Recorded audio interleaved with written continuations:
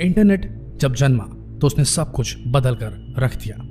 ज्ञान की एक ऐसी गंगा बही जो सब तक समान रूप से पहुंची, लेकिन इस ज्ञान की गंगा के ठीक पैरेलल में एक गटर गंगा भी बही, अश्लील चीजों की, विकृत मानसिकताओं की, काम इच्छाओं की गटर गंगा। और इस गटर गंगा के शिकार हुए आज के नौजवान नवयुवक। यहां तक तो ठीक था, लेकिन इंटरनेट जब मोबाइल तक पहुंचा, छोटे छोटे स्कूली बच्चों के हाथों तक पहुंच गया, तब इस गटर गंगा का जो असर पड़ा वो आज इस वीडियो में आप देखेंगे। समाज को इतना कलुषित कर दिया है इंटरनेट की इस गटर गंगा ने कि अब वापसी असंभव सी लगती है।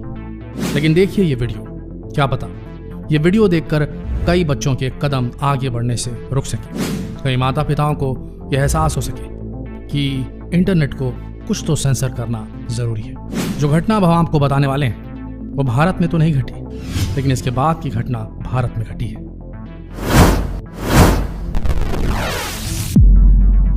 यह घटना घटी है चीन में। चीन के हुन्नान प्रांत में एक बहुत ही मशहूर एग्रीकल्चर एंड वोकेशनल कॉलेज है। कुछ दिन पहले इस कॉलेज में हड़कंप तब मच गया जब अचानक कॉलेज के लेडीज बाथरूम से एक नवजात बच्चे की रोने की आवाज आने लगी। जब लोगों ने लेडीज टॉयलेट का दरवाजा खोला तो उन्होंने जो देखा वो हैरान कर देने वाला था। एक नवजात बच्चा टॉयलेट की सीट में फंसा हुआ था, बुरी तरीके से कराह रहा था। उसे निकाला गया, हॉस्पिटल पहुंचाया गया, लेकिन लोगों को यह समझ में नहीं आ रहा था कि आखिर ये बच्चा आया कहां से, किसका बच्चा है।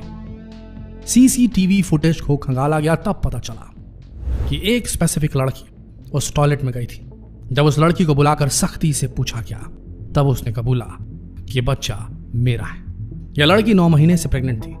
इसने इस बात को सबसे छुपा कर रखा था, अपने रूममेट से भी। एक दिन अचानक उसके पेट में लेबर पेन शुरू हुआ।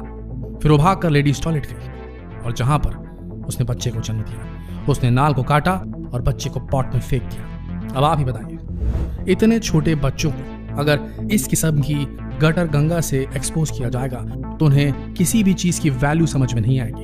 ये लड़की अनजाने में एक जिंदगी खत्म करने जा रही थी। जरूरत थी इसे सही बात बताने की, सही गाइडेंस की, लेकिन वो मिल नहीं पाया। इसीलिए सेंसर करना जरूरी है इंटरनेट की गटर गंगा को। अगला किस्सा भारत का है। किस्सा मार्मिक है। हैदराबाद के सरकारी स्कूल में 9वीं की छात्रा ने स्कूल के टॉयलेट में दिया बच्चे को जन्म। हैदराबाद के मधापुरा के एक सरकारी स्कूल का एक किस्सा है। स्कूल में खलबली मच गई। एक लेडीज टॉयलेट में नवजात बच्चा मिलने के बाद हड़कंप मच गया। पुलिस ने तफ्तीश की।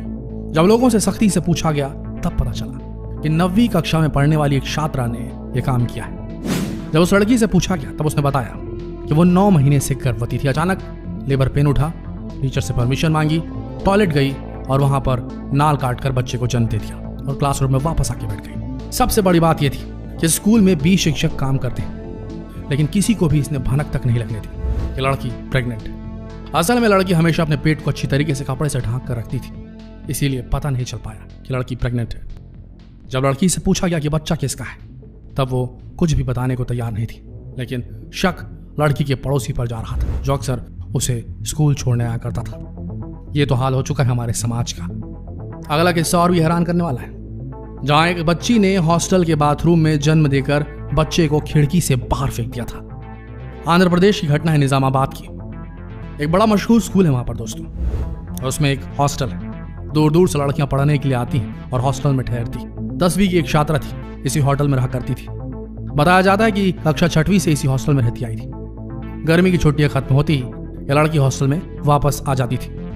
तब उसने किसी को पता नहीं चलने दिया कि वो प्रेग्नेंट है। फिर एक दिन जब अचानक उसे लेबर पेन हुआ तो वो टॉयलेट गई, बच्चे को जन्म दिया। उसके बाद उसी टॉयलेट की खिड़की से उसने बच्चे को उठाकर नीचे फेंक दिया। वो बच्चा बच नहीं पाया। उस बच्चे को बहुत गहरी चोट आई थी और आखिरकार जब लोगों ने उसे देखा तो उसे तुरंत हॉस्पिटल पहुंचाया, लेकिन तब तक उस बच्चे की मौत हो चुकी थी।